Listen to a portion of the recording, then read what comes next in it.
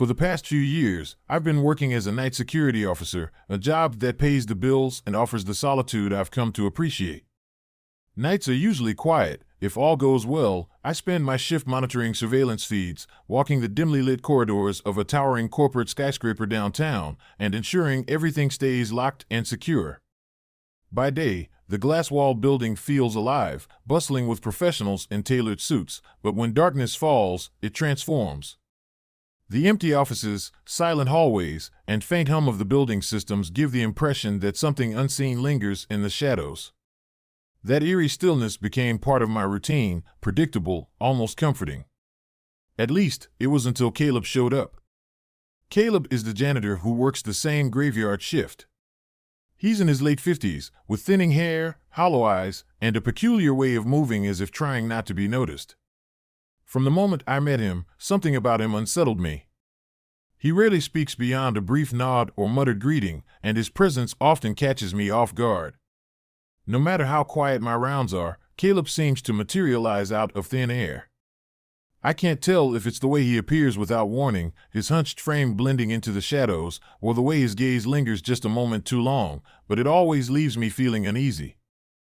At first, I brushed it off as my imagination. He kept to himself, quietly moving through the building with his cart of cleaning supplies. But then the oddities started piling up. One night, I was making my usual patrol of the top floors when I noticed him in an unoccupied office on the 19th floor. The lights were off, but the faint glow from the hallway revealed his silhouette. He wasn't cleaning, he was simply standing there, staring out the floor-to-ceiling windows at the city skyline. His reflection in the glass seemed distorted, the angles off in a way that made my skin crawl. I stood there for a moment, uncertain whether to say something. Finally, I cleared my throat and asked, "Everything all right, Caleb?" My voice sounded unnaturally loud in the silence. He didn't respond or even glance my way, he just kept looking out the window as though lost in thought. After a few seconds of awkward stillness, I walked away, my gut twisting with unease. That encounter was just the beginning. Over the next few weeks, I started noticing him in odd places where he had no reason to be. He was assigned specific areas to clean, but I'd find him wandering the upper floors or standing in the middle of hallways, unmoving, as though waiting for something. One time, I caught a glimpse of him through the glass doors of a conference room, but when I rounded the corner to approach him, he was gone. It wasn't just his strange behavior that unnerved me, it was the way he seemed to vanish so suddenly. I'd convinced myself I was overreacting, that it was just my tired mind playing tricks on me. But then things began happening that I couldn't explain away. The first real sign was the cameras. One night, as I sat watching the security monitors, static briefly flickered across the feed for one of the upper floors. That wasn't unusual, sometimes the old equipment would glitch. But when the static cleared, the image it revealed sent a chill down my spine. Caleb was standing in the middle of a hallway I had just checked 10 minutes earlier. He wasn't moving or cleaning, just standing there, staring at something off-screen. Before I could process what I was seeing, the feed cut out again, and when it returned, he was gone. This happened multiple times in the following nights.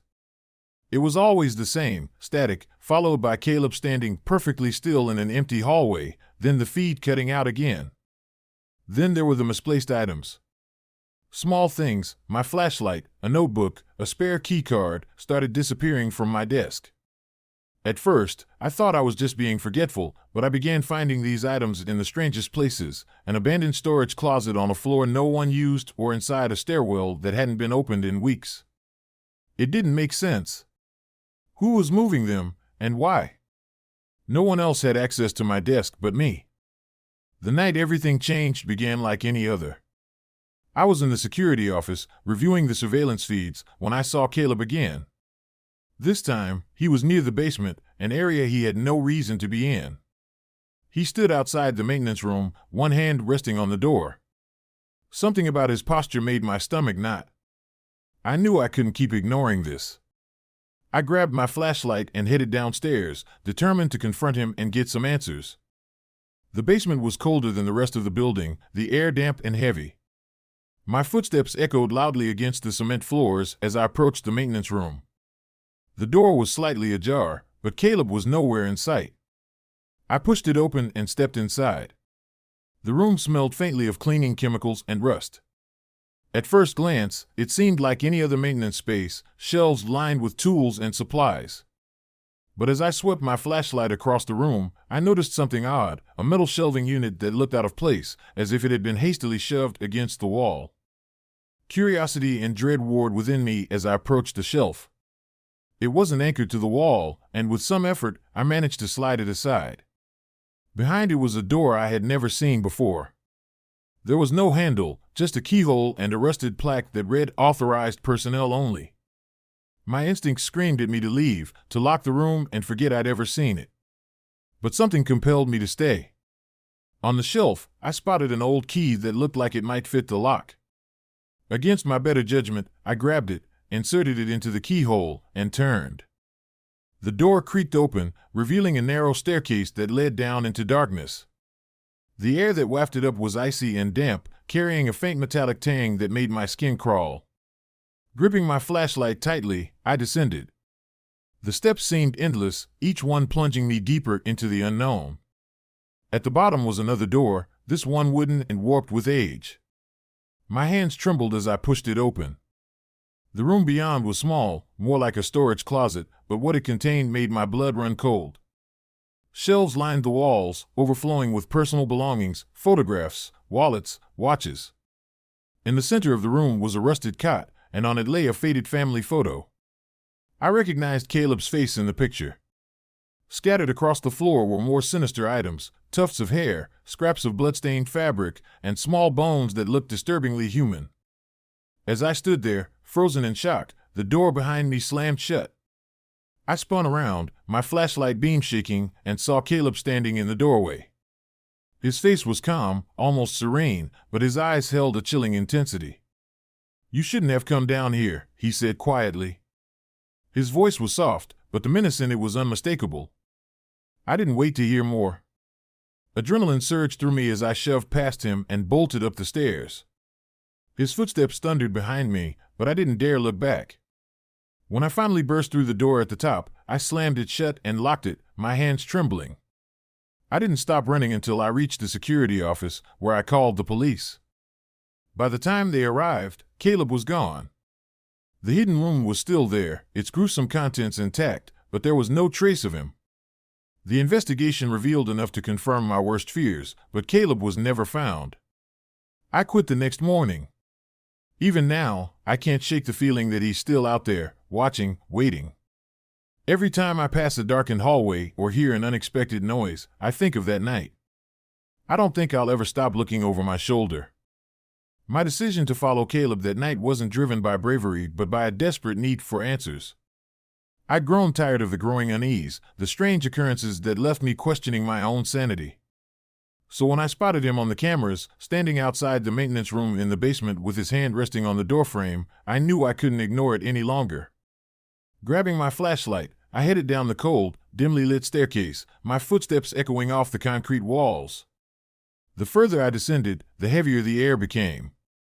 The hum of the HVAC system reverberated around me, amplifying the sense of dread that crept into my chest. When I reached the bottom, the maintenance room door was slightly ajar. I pushed it open cautiously, my flashlight illuminating a room cluttered with shelves full of cleaning supplies, tools, and spare parts. It was unremarkable at first glance, yet something felt off, like the room itself was holding its breath. I swept the beam of my flashlight across the space, and that's when I saw it, a metal shelving unit shoved against the wall in a way that didn't belong. My gut churned as I stepped closer, the sensation of wrongness growing with each step. It was as though the room was daring me to uncover what it hid. With a firm shove, I moved the shelf aside, revealing a hidden door. This wasn't an ordinary maintenance door. It lacked a handle, save for a small keyhole, and bore a rusted plaque that read "Authorized Personnel Only." My breath hitched. Every instinct screamed at me to leave, to report it to someone else and wash my hands of whatever was unfolding. But something about the concealed door and the inexplicable events over the past few weeks pulled me in, overriding my better judgment. On a nearby shelf, I noticed an old, tarnished key. It fit perfectly. The door creaked open, revealing a narrow, spiraling staircase that plunged into darkness.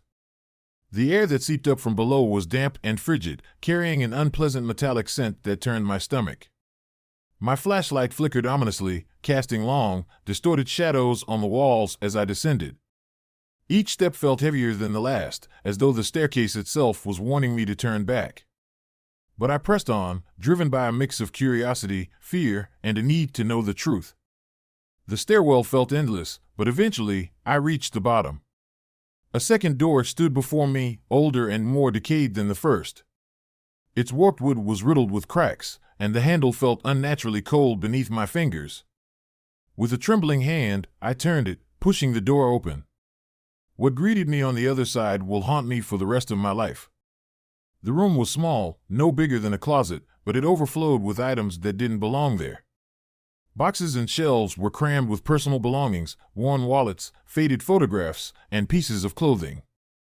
At first, I thought it was just a forgotten storage area, but then I noticed the more disturbing details. Scattered on the floor were tufts of hair and blood-stained fabric. Bones, small, brittle ones that looked unnervingly human, lay piled in a corner. My breath caught as I stumbled backward, barely able to process what I was seeing. In the center of the room, atop a rusted metal cot, lay a single photograph. It was old, its edges curling with time, but the faces in it were unmistakable. Caleb's face stared back at me, surrounded by what I could only assume was his family. As I stood frozen, my flashlight trembling in my grip, the door behind me slammed shut with an ear-splitting bang. I spun around, heart pounding, and saw him. Caleb stood in the doorway, his face calm but unnervingly devoid of emotion. His eyes glinted in the faint light, cold and calculating. For a moment, we just stared at each other, the silence so thick it pressed against my chest like a weight. Then he spoke, his voice low and almost tender. "You shouldn't have come down here," he said, his words slicing through the air like a blade. My instinct screamed at me to run, but my legs felt like they were made of lead. "What is this place?" I managed to ask, my voice shaking. Caleb tilted his head slightly, a slow, sinister smile spreading across his face. "This," he said, gesturing to the room around him, "is where I keep the things I care about." His words sent a wave of nausea crashing over me as I fully understood the horror of what I was seeing. This wasn't just a storage room. It was a shrine, a tomb. He stepped forward, and that was all the prompting I needed. Summoning every ounce of strength, I lunged past him, shoving him hard enough to knock him off balance. His hand shot out, trying to grab me, but I was already bolting up the staircase, taking the steps 2 at a time. My lungs burned, and my legs ached, but I didn't dare slow down. His footsteps thundered behind me, heavy and deliberate, growing louder with each second. When I finally reached the top of the stairs, I threw myself through the door and slammed it shut. My hands fumbled with the lock, the metal trembling beneath my shaking fingers. Once it was secure, I leaned against the door, gasping for breath. But I didn't stay there long. I sprinted back to the security office, locking the door behind me and grabbing the phone to call the police. My hands were shaking so badly it took me 3 tries to dial the number. When the dispatcher answered, I barely managed to explain what had happened. The police arrived quickly, their flashing lights cutting through the oppressive darkness of the night. I led them to the basement, pointing out the hidden room. The door was still open, its grisly contents untouched. The officers searched every corner of the building, but Caleb was gone. It was as though he'd vanished into thin air, leaving behind only the horrific evidence of what he'd done. The investigation that followed uncovered enough to confirm my worst fears, though I never learned the full story. I quit the job the next morning, unable to face another shift in that building. Even now, months later, I can't stop looking over my shoulder. Every shadow, every unexpected noise, feels like a reminder that Caleb is still out there, watching, waiting. Whatever I uncovered in that basement wasn't just a secret, it was a warning. And I know I'll never truly escape it. I handed in my resignation the very next day, leaving behind a job I once thought was as routine and uneventful as clocking in and out. Months have passed since that night, but the memories refuse to fade. Every now and then, when the world grows quiet and shadows stretch a little too long, I swear I can hear the echo of footsteps trailing behind me. They're faint, distant, but unmistakable, as though Caleb, or whatever he truly was, never really let me go. Those footsteps used to signal my duty, my responsibility to maintain order in an empty building.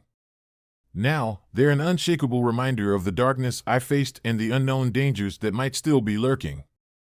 When I first took on the night shift at the office, I wasn't exactly excited about it. The offer came with higher pay, and the promise of quiet hours seemed like a chance to work without the usual interruptions of office life. At the time, it sounded ideal, just a few nights spent catching up on projects while everyone else slept. The building itself was nothing extraordinary, just another corporate tower with endless rows of cubicles, a small break room that always smelled faintly of burnt coffee, and fluorescent lights that hummed just loud enough to drive you crazy if you focused on them for too long. By day, it was bustling, filled with the constant murmur of voices, the clatter of keyboards, and the ringing of phones. But at night, the atmosphere transformed entirely.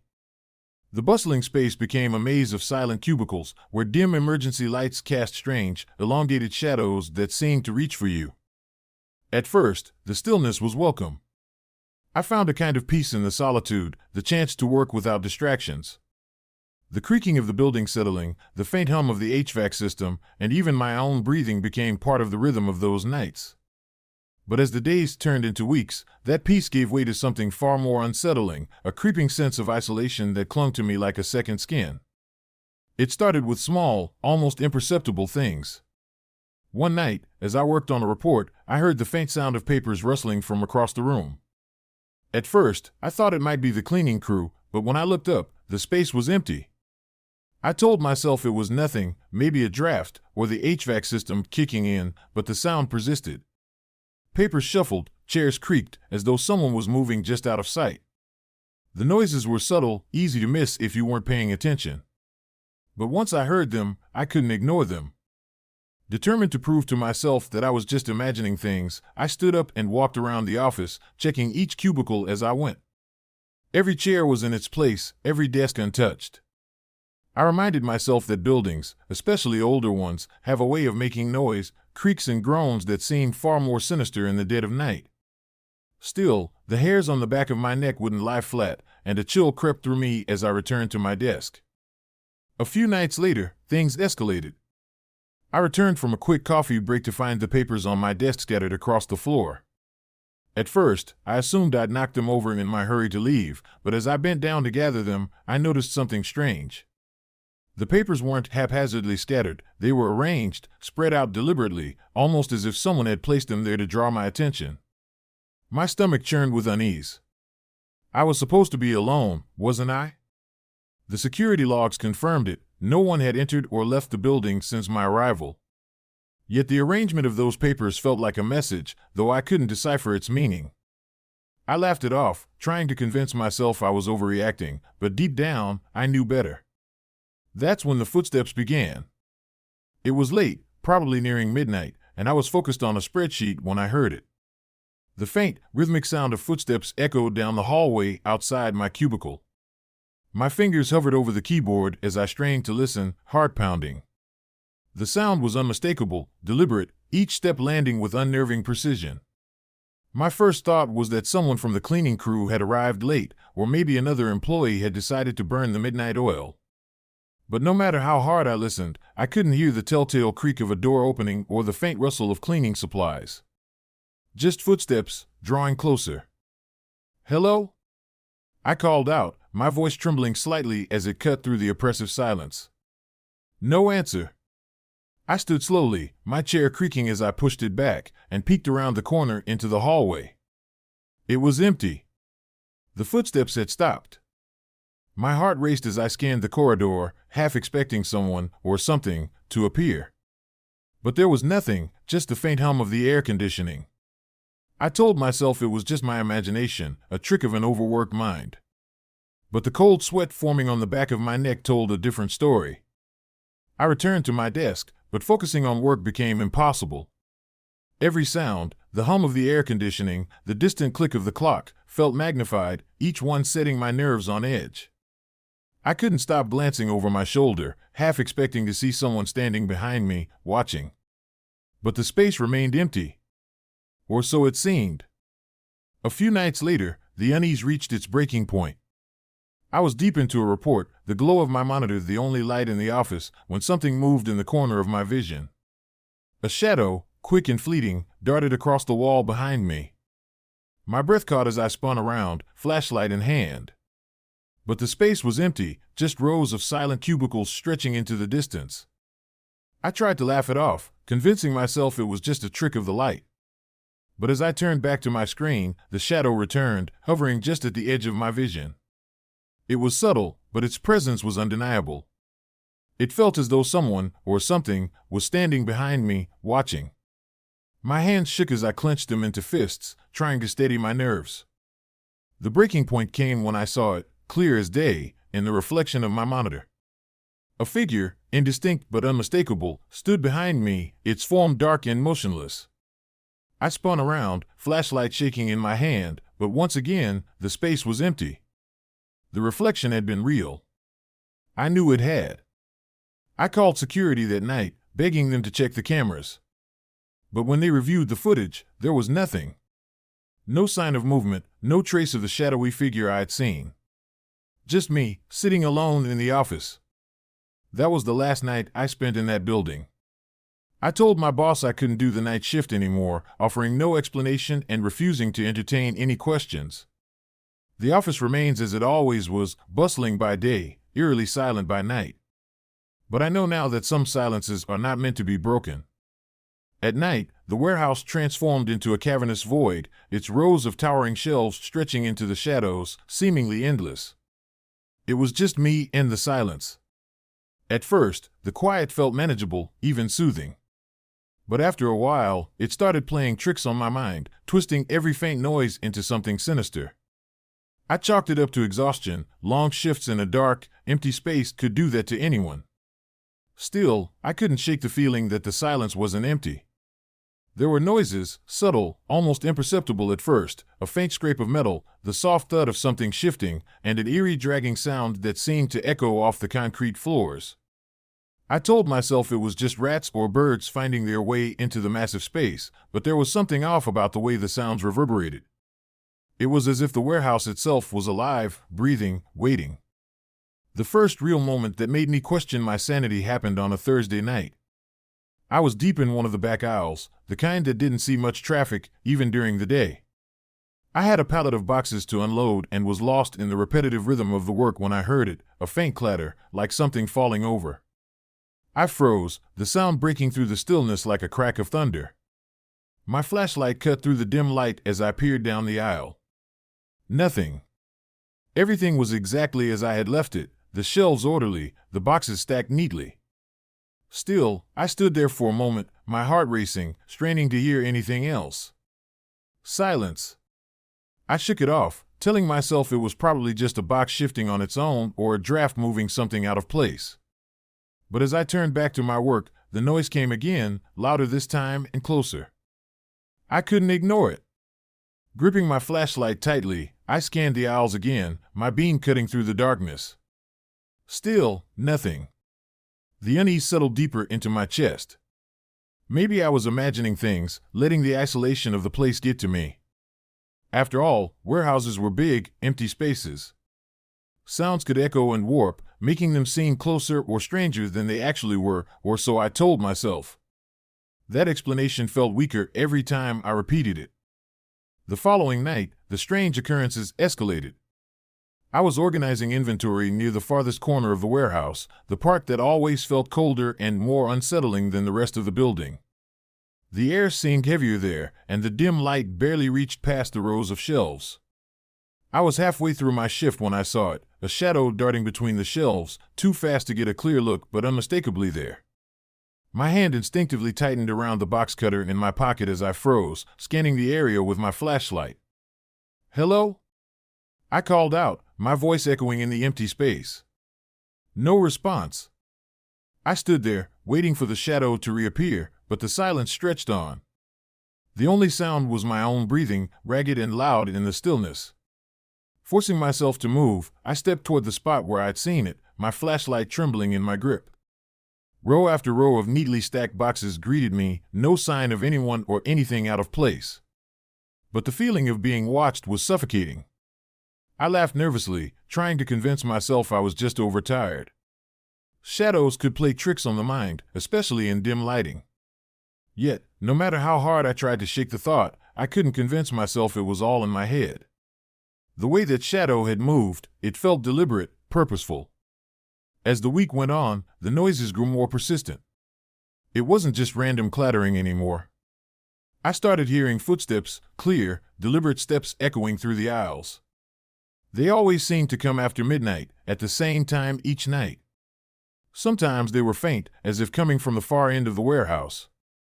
Other times, they were so close it sounded like someone was walking in the next aisle over. I rushed to check, my flashlight cutting through the dark, but I never found anyone. I knew I was supposed to be alone. The security cameras confirmed it every night. Yet, the footsteps were undeniably real. One night, after hearing the footsteps again, I decided to check the security footage more carefully. I sat in the management office, scrolling through hours of video, hoping to catch something that would explain what was happening. At first, everything looked normal, just empty aisles and stillness. But as I rewound the footage from the back corner of the warehouse, I saw it. A figure. Faint, blurry, almost indistinguishable from the shadows around it, but definitely there. It moved between the rows of shelves, its form flickering as though the camera struggled to capture it. My stomach dropped as I stared at the screen, unable to tear my eyes away. It wasn't just my imagination. Something, or someone, was in the warehouse with me. I tried to tell myself it was a glitch in the footage, but deep down, I knew better. The figure moved exactly as I'd seen the shadow move, deliberate, calculated, almost taunting. I couldn't make out any details, just the vague outline of a person slipping through the aisles. That night, I barely made it through my shift. Every noise felt amplified, every shadow seemed to crawl closer. By the time my replacement arrived in the morning, I was shaking. The next night, I considered calling in sick, but I couldn't afford to lose the hours. I showed up for my shift, determined to get through it, but the unease was overwhelming. Everything was fine at first, quiet, routine. But as the clock inched past midnight, the footsteps returned. This time, they didn't stop in the aisles. They echoed closer and closer until they seemed to be coming from right behind me. My heart raced as I spun around, flashlight in hand, but the space was empty. I couldn't take it anymore. I left my work half-finished and bolted to the management office to check the cameras again. This time, the footage was even more chilling. The figure was clearer now, its movements more deliberate. It didn't flicker like before. It strode purposefully through the aisles, stopping at the exact spots where I had been working. My stomach twisted as I realized it wasn't just wandering, it was following me. That night, I didn't finish my shift. I left the warehouse and never went back. I called my supervisor the next morning and quit, offering no explanation. Whatever was in that warehouse, it wasn't something I could deal with. Months later, I still can't explain what I saw. But sometimes, late at night, I think I can hear those same footsteps echoing in my mind, a reminder that some places aren't meant to be disturbed, and some things should be left unseen. The next evening, I almost convinced myself not to go in. My nerves were already frayed, and I couldn't shake the dread that had been building over the past few weeks. But skipping a shift wasn't an option. Rent was due, and I couldn't afford to lose the hours. Swallowing the knot in my stomach, I clocked in, grabbed my clipboard, and tried to bury myself in the routine of my tasks. For the first couple of hours, everything seemed normal, quiet, and uneventful, just like every other shift. But as the clock approached midnight, the unease in the air thickened, and things started to unravel. I was deep in one of the far aisles, stacking boxes onto shelves, when a loud crash echoed through the warehouse.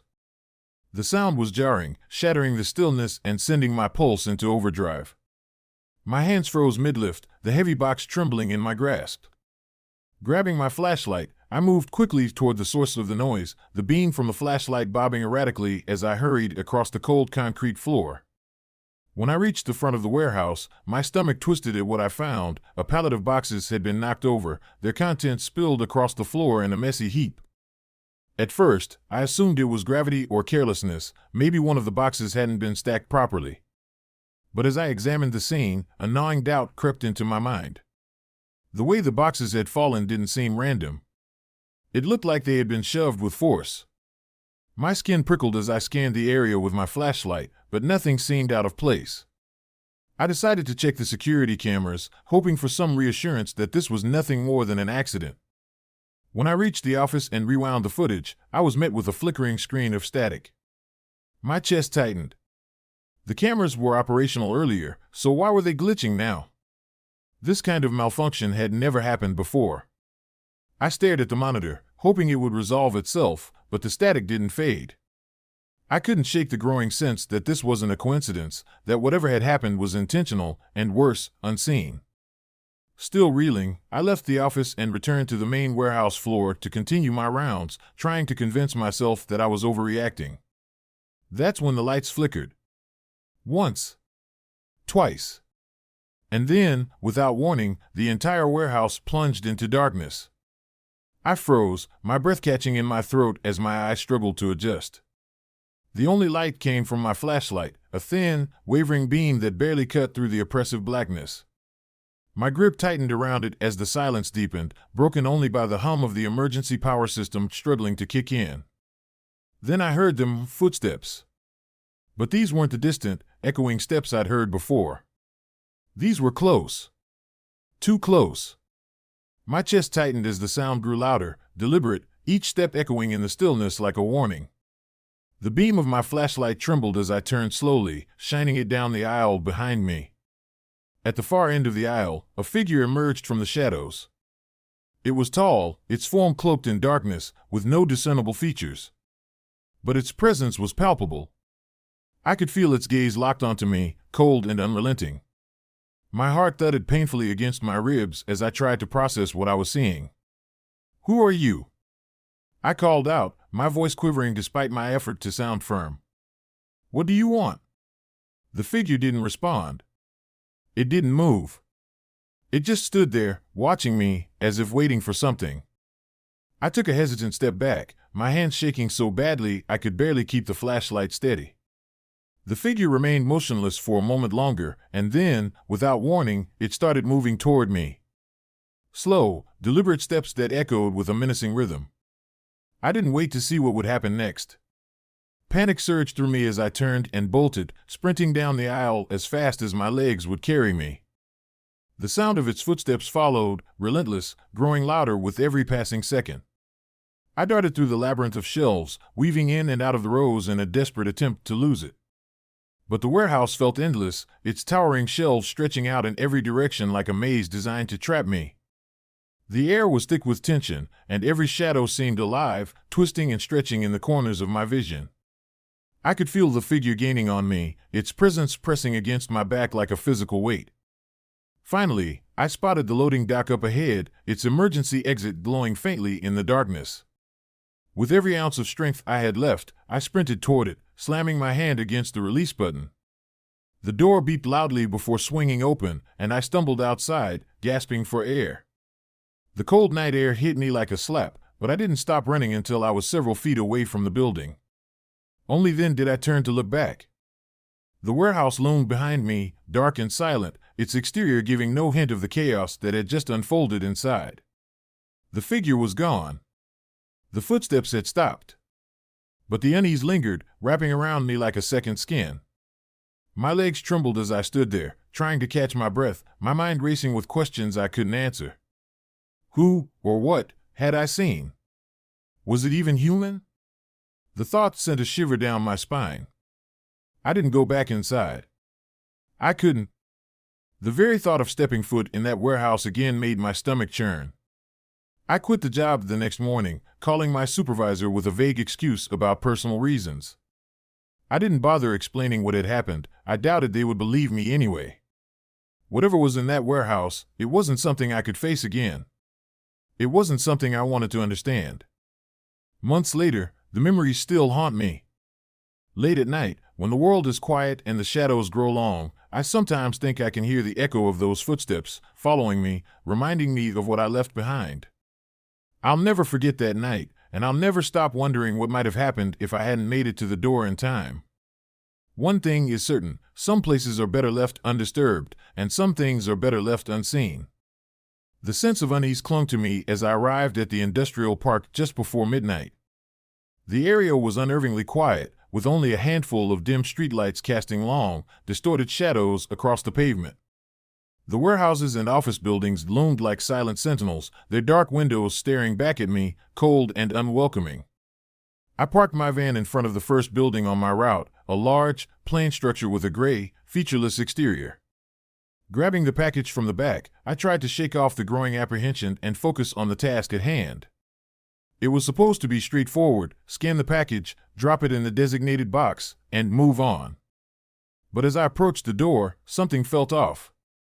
It was slightly ajar, just enough for a faint, flickering light inside to spill onto the threshold. That wasn't right. The building should have been locked for the night, with no one around at this hour. I hesitated, torn between the impulse to check inside and the voice in my head urging me to leave immediately. Instinct won out. I placed the package in the drop box and hurried back toward my van, eager to distance myself from whatever was happening inside. Still, the feeling that I was being watched crept over me. It was subtle at first, just a faint prickle on the back of my neck, but it grew more insistent with every step. When I climbed into the driver's seat, I glanced back at the building one last time. The door, which had been ajar moments earlier, was now firmly closed. My stomach churned. I tried to tell myself it was nothing, maybe a gust of wind or a faulty door mechanism, but I couldn't shake the dread that was coiling tighter in my chest. Determined to finish my route and put the unsettling moment behind me, I drove to the next location. This delivery was at a warehouse on the far edge of the industrial park, even more isolated than the first stop. The narrow road leading to it was poorly lit, the darkness pressing in on either side of my van as I navigated the winding path. The warehouse itself emerged from the shadows, its corrugated metal siding catching the faint glow of my headlights. I parked near the entrance, grabbed the next package, and stepped out into the cold night air. The silence here was different, heavier, almost oppressive. As I walked toward the building, I noticed a figure near the back of the structure, standing perfectly still by the loading dock. At first, I thought it might be a worker or perhaps a security guard. But the longer I stared, the stranger it seemed. The person didn't move, didn't shift their weight, didn't even seem to breathe. They stood there, rigid, their back to me, as if waiting for something or someone. "Hey," I called out, my voice unnaturally loud in the stillness. "Do you work here?" No response. The figure didn't even flinch. My pulse quickened as I took a cautious step closer, gripping the package tightly like it was some kind of shield. Something about their posture, unnaturally stiff, almost inhuman, made my skin crawl. I forced myself to take another step, but as soon as I did, the figure vanished. One moment they were there, and the next they were gone, like a mirage dissolving into the night. I blinked, my mind scrambling to process what I'd just seen. Had I imagined it? Was it a trick of the light? But the pit in my stomach told me otherwise. A wave of nausea swept over me as I hurriedly dropped the package and rushed back to my van. My hands shook as I fumbled with the keys, finally starting the engine and speeding away without a second glance. I tried to convince myself it was over, that I was just overtired and letting my imagination get the better of me. But as I continued my deliveries, the unease lingered. Every corner I turned, every shadow I saw out of the corner of my eye, made me feel like I wasn't alone. By the time I reached the last stop of the night, my nerves were shot. The final delivery was at a small, decrepit office building on the very edge of the industrial park. It looked abandoned, no lights, no cars in the lot, and windows coated in grime so thick they barely reflected the moonlight. Still, the address matched the one on my manifest, so I parked and stepped out, clutching the package tightly. The gravel crunched beneath my boots as I approached the building, the cold biting into my skin. The silence here was absolute, broken only by my own uneven breathing. As I neared the front door, I noticed something that stopped me in my tracks. A piece of paper was taped to the glass, its edges curling slightly in the night air. Scrawled in hurried red letters were the words, "Leave now. You're being watched." My heart stuttered as I stared at the note. Was this some kind of joke? A prank left by someone who knew I'd be making a delivery here? I tried to laugh it off, but the sound came out hollow. The image of the figure by the loading dock flashed through my mind, and my unease deepened into something colder, sharper. The air around me seemed to thicken, pressing against my chest like an invisible weight. I glanced over my shoulder, half expecting to see someone or something lurking in the shadows. The lot was empty, but the feeling of being watched was stronger than ever. Every instinct screamed at me to drop the package and leave, but my feet felt rooted to the spot. With trembling hands, I placed the package at the door and turned to leave, my movements stiff and mechanical. I didn't want to run, afraid of drawing attention to myself, but every fiber of my being urged me to get out of there as quickly as possible. As I reached the van and climbed inside, I stole one last glance at the building. The note was gone. My chest tightened as I sped away, the empty road stretching ahead like a dark tunnel. Whatever was out there, whatever I'd encountered that night, I wanted no part of it. By the time I pulled into my driveway and shut off the engine, my hands were still shaking. I couldn't sleep that night, haunted by the thought of the figure and the words on that note. Even now, I can't explain what happened in that industrial park. I've tried to rationalize it, to tell myself it was all in my head, but the fear lingers. Sometimes, in the dead of night, I replay the events in my mind, wondering if I'll ever have answers, or if I even want them. One thing is clear, there are places in this world that are better left alone, and I learned that the hard way. As I dropped the package at the door, my hands trembled, and every instinct screamed at me to leave. I turned toward the van, eager to escape the suffocating tension hanging in the air. But just as I took my first step, a soft rustling sound came from behind me. I froze mid-step, my breath catching painfully in my throat. Slowly, I turned my head, dread twisting in my gut like a knife. He was there again, the figure, shrouded in shadows, lingering near the corner of the building. His features were still obscured, his presence just as unnerving as before. But there was no mistaking it, it was the same figure I had seen at the warehouse. That same unnatural stillness, the same silent, ominous presence. He didn't move, didn't even flinch. He just stood there, half consumed by the darkness, as if waiting for me to make the next move.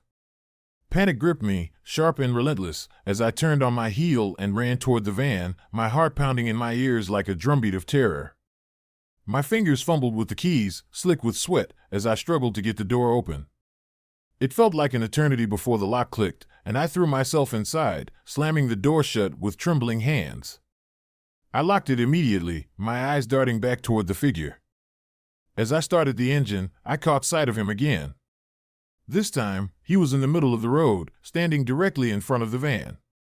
The headlights cast a faint glow around him, but his face remained hidden in the shadows, an impenetrable void where his features should have been. Yet I could feel his gaze piercing through the darkness, sharp and unyielding. My chest tightened as I gripped the steering wheel, unsure if I should reverse or drive forward. Then, with a burst of adrenaline-fueled desperation, I floored the gas pedal. The van swerved as I steered around him, my headlights briefly illuminating the edges of his figure before he disappeared from view. My knuckles turned white as I gripped the steering wheel, my breaths coming in short, shallow gasps. I glanced in the rearview mirror, expecting to see him standing there, watching as I fled. But the road behind me was empty, dark, and silent. Still, I didn't slow down. I kept driving, the van speeding through the deserted industrial park. It wasn't until I reached the main highway, miles away, that I dared to ease my foot off the gas. My body trembled with the aftershocks of fear, and my mind raced with questions I couldn't answer. Who was that figure? Why was he following me? And what did that ominous note on the door mean? I tried to calm myself, forcing deep breaths and rational thoughts. Maybe it was all just a cruel prank, an elaborate joke meant to scare someone like me who worked the night shift alone. But deep down, I knew better. This wasn't some coincidence or harmless prank. Something about that figure, about the way he moved, or didn't move, was deeply, inherently wrong. It felt as though I had stumbled into a place I wasn't meant to be, crossed an invisible threshold into a world that wasn't mine to enter. When I finally returned to the warehouse to drop off the van, my nerves were frayed, and exhaustion clung to me like a second skin. I handed my keys to the dispatcher, barely able to meet his gaze. But as I turned to leave, he hesitated, his eyes narrowing slightly as though he wanted to say something. "Everything okay?" I asked, forcing a casual tone into my voice. He paused for a moment before nodding, though his expression remained guarded. Yeah, it's just strange. Another driver mentioned seeing someone hanging around the industrial park last week. Said it creeped him out. My stomach sank. Did he describe what he saw? I asked, trying to keep my voice steady. The dispatcher shook his head. No, just said it felt like someone was following him. He hesitated again, his eyes scanning my face as if searching for answers. You sure you're okay? I didn't respond. I just nodded, muttered something about being tired, and left as quickly as I could. The weight of his words settled heavily on my chest, adding to the swirling unease that refused to leave me. Someone else had seen him. This wasn't just my imagination. For the next few days, I avoided returning to work. I called in sick, claiming I needed time to recover from a cold. But the truth was far simpler. I was terrified. Every time I closed my eyes, I saw the figure standing in the road, his gaze burning through the darkness. I heard the rustling sound behind me, the phantom footsteps that seemed to echo in my mind long after the industrial park was far behind me. I couldn't shake the feeling that if I went back, I'd see him again. And this time, I might not be able to escape. I told myself it was over, that the figure was just a product of the strange, liminal space that is the night. But the fear lingered, creeping into the edges of my thoughts and clawing at my resolve. Even now, as I sit in the safety of my home, I can't fully convince myself that he's gone. Sometimes, when the night is particularly quiet and the shadows seem to stretch farther than they should, I feel as though he's still out there, waiting. And I wonder if I'll ever be able to shake the feeling that I've been marked, that I crossed into his domain and left something of myself behind. The dispatcher's words echo in my mind, a constant reminder that I wasn't the only one to feel his presence. But I can't bring myself to go back, to face the unknown and risk seeing him again. Whatever he was, whatever he wanted, I know one thing for sure: some places are better left undisturbed. Some mysteries are better left unsolved. And sometimes, the scariest things aren't the ones we see, but the ones that are watching us, just out of sight.